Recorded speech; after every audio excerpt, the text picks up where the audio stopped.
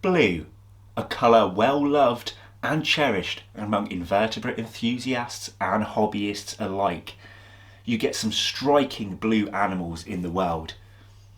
But which ones did I purchase for today's video?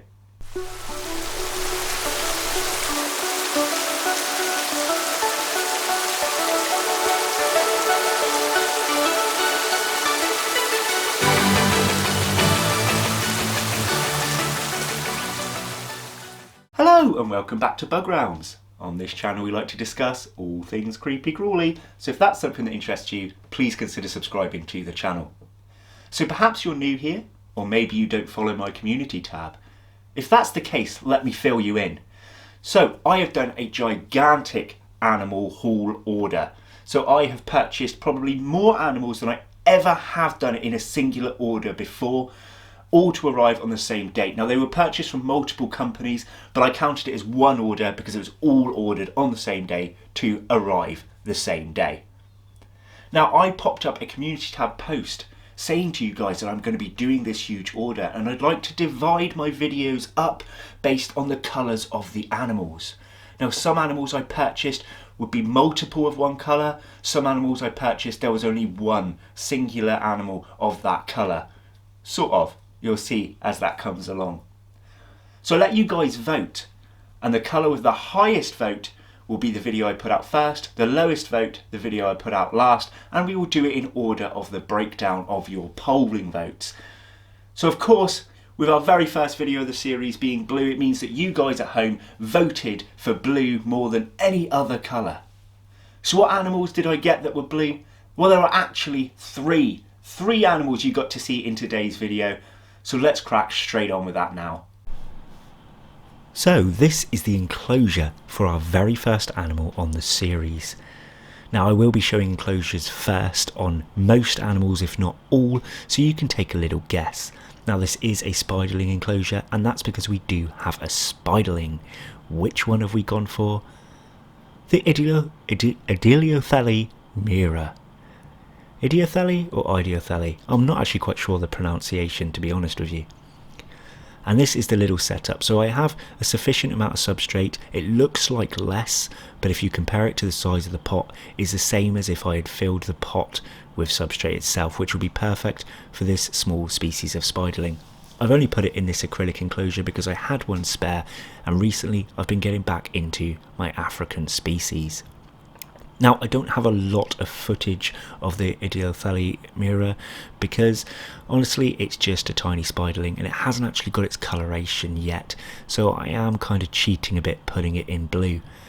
But here's a picture on the screen for you guys to see what an adult actually looks like.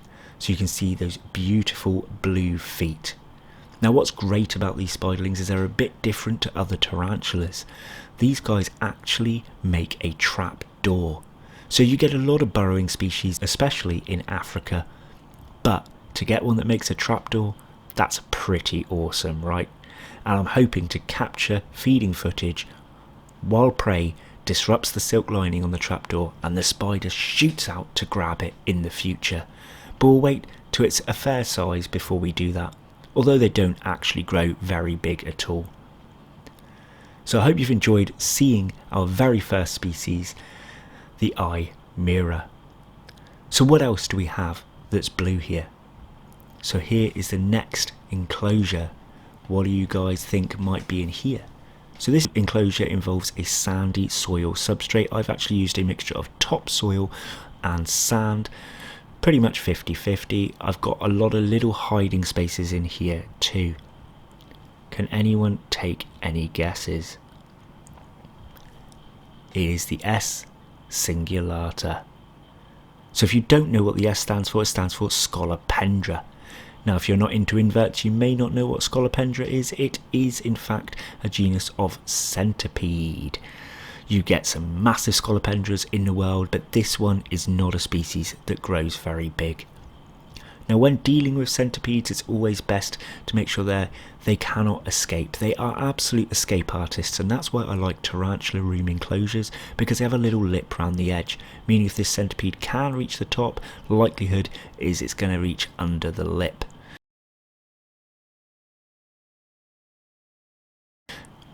Now I've made sure that the height of this was too much for this centipede to reach out and leave.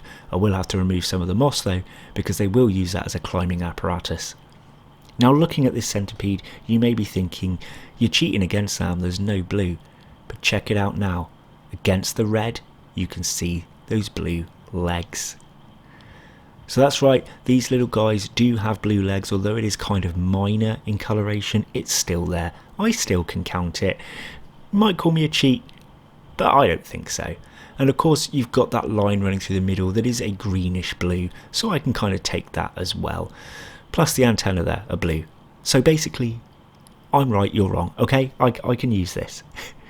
So these are a small but very speedy centipede, and they only reach about maybe 10, possibly 12 centimeters at a push, and they can easily be classed as a centipede for beginners.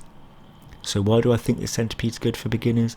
Well, it's small for starters, it's easy enough to put it in an enclosure that will be tall enough for it not to escape from, you don't have to have it too large, and their venom potency, to my knowledge, is nothing in comparison to some of the large Scolopendra, although I still wouldn't recommend risking getting bitten.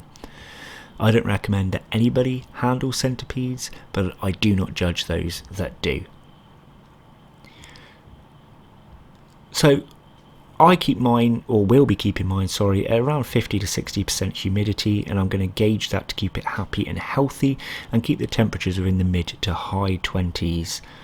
Now I've seen various photos of other specimens of this centipede having much bluer legs, so I'm not sure if perhaps this one is maybe a subadult or due a molt. I'm not really sure, or maybe I've just got a specimen that doesn't have particularly very blue legs. Now I did forget to mention that both this centipede and the eye mirror were purchased from the Spidershop.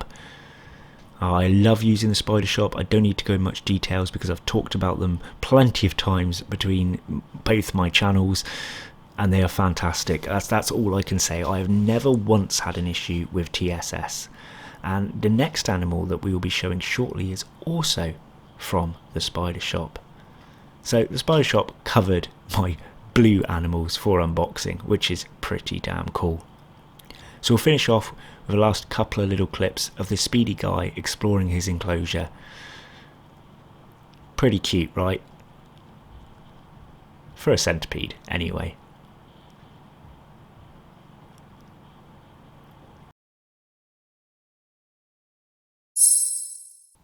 Before we continue this video, did you know that Bugzuk is affiliated with the Spidershop? So when you next need a stunning new tarantula, some healthy live food, well-needed equipment, or just in the market for something unusual, please head over to the Spidershop via my personal and unique link in the description below. This won't cost you anything extra, but it gives me a little back in return for your loyalty. Thanks guys, now back to the video. So here is the last species for our blue category. Now I have a lovely enclosure here. I have a nice large but deep hide. I have a damp setup with leaf litter, places to hide, damp substrate. I even added some banana leaf for an aesthetic look. Now the hide is actually kept facing the back of the enclosure, and I've done that because this animal does not like being exposed to the light very much. So the shelf will be above the enclosure, meaning that even in the hide it will stay dark at all times, but should I want to see the animal, I can pull the enclosure out, twist it around, and I should have a good enough view. So the animal featured today, as mentioned from the Spidershop, is the H. cyaneus. At least I think that's how it's pronounced. The H stands for heterometrus. So if you're unsure of what a heterometrus cyaneus is, it is a species of scorpion that comes under the category of Asian forest scorpions. Now, Asian forest scorpions are really cheap, they're really hardy, they're really fun, and to be honest with you, they're not that much different in look to your emperor scorpions, which is a scorpion that's very sought after lately, at least in the last few years anyway. So you're probably thinking, Asian forest scorpions are black, and through most of this footage it is going to look black, but there will be occasions where the light hits it properly and you'll see that it is actually slightly blue. Now you can probably make it out just on the tip of the claw there, that blue coloration. Now what I love about these guys is their attitude. So I've just unravelled this guy from the tissue and he's already in a defensive posture. Now he's not trying to hurt me for the sake of hurting me, he's defending himself or herself, because obviously it's come from a dark place, nice and cosy, and I've exposed it to light. And obviously they feel vibrations, you see all those fine hairs, they can feel your movement, and where I've moved the pot around and where I try to take some of the tissue off the scorpion, it senses that. As you can see, touching its pincer there, it does gauge to attack. Now you might be thinking, scorpions use a sting though, why is it pinching? Honestly, the venom potency of these guys is pretty low. It's pretty much harmless to humans, in fact, more like a bee sting, but I still don't recommend testing that just in case you have any kind of allergies or, you know, some sort of immune deficiency or anything that can cause the venom of the scorpion to have a stronger effect. I don't recommend anybody tries bites and stings, although it might be fun to watch. You never know what kind of reaction you may have as an individual. Now you can see between the joints that this scorpion had some white there, and I really think that is a nice contrast to the blacky blue. It also has some red coloration, as you can see on the stinger there, and it's got those fine hairs all over it. Now when these scorpions do feed, they do tend to just grab with their pincers. They seldom use their tail. I've seen a lot of times where I've had two Asian forest scorpions in the past, they did a lot of pinch, grab and consume rather than use the stinger, although sometimes they will do. I just can't get over the size of the claws of this scorpion either. It reminds me of those beetle type things that were in the film Dark Crystal. Do you guys remember that film? Have you seen that film? Comment me below if you have. Just think of the claws on those weird round beetle-y things. I can't remember what they were called now. If you can remember what they're called, comment me it below as well. So now that this scorpion is in its enclosure, you can actually see the light reflecting off it and you'll start to see that blue coloration more. So yes, you may call me a cheater yet again, because you do have to have it under that much brighter light to notice it. But if you had these guys in actual sunlight, you would see how truly blue they are. This was filmed kind of as the sun was setting, and I'm just using a camera light or a lighting setup for my camera to capture the blue. Now I don't recommend taking these guys out in full sunshine, but I have seen one in the middle of summer, a pet be brought outside for me to view, and it really did come out blue.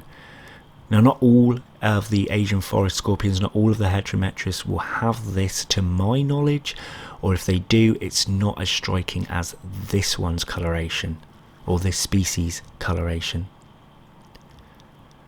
I love the armour of a scorpion. I just think it's so cool. They're really strong, even after death. So I had an Asian forest scorpion for a few years when I first started my old channel, and when it passed as a mature male, it was still solid for years later. I didn't have to do any work to stick it in a frame. I actually did just kind of pin it in place and put it up. I do recommend taking the innards out if you're going to do it professionally, but just for a hobby's sake, to see if I could do it, I just stuck it in a frame and had it for years till I actually dropped the frame and it broke apart. Now the second Asian forest scorpion variety that I had, I'm going to admit to you guys, I did get a little bored of, and I ended up selling it on. But as time went by, I did kind of miss having one.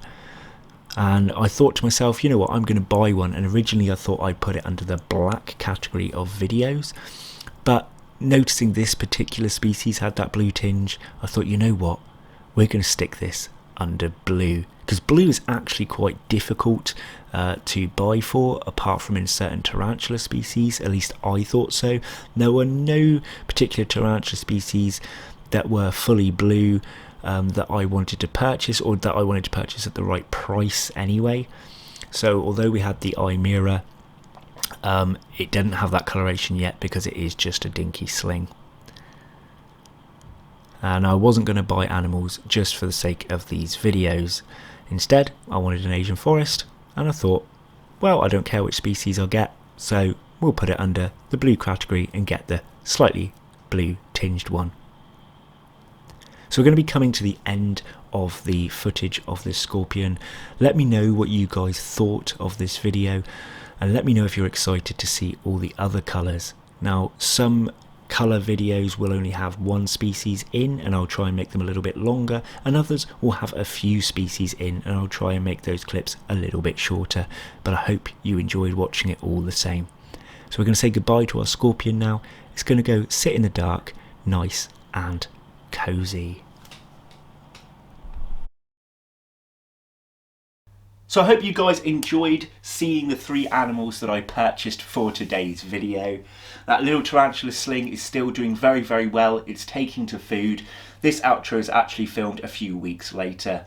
The scorpion has gone deep into its hide, actually made a small burrow inside. Doesn't come out very often, but I do see it now and again. And the centipede stays hidden nearly the entire time, aside from when I come in at night after work, and I can kind of see a glimpse of it when I turn the light on, and it goes straight underneath. So these animals are doing well, they are feeding, they are pooping, they're doing everything they should be. Let me know in the comments below if you enjoyed today's video, and what colour do you reckon is coming next? You might have to check my community tab for that one, guys. But I'll see you next week for our next colour from my animal haul. Thanks for watching, take care, bye bye.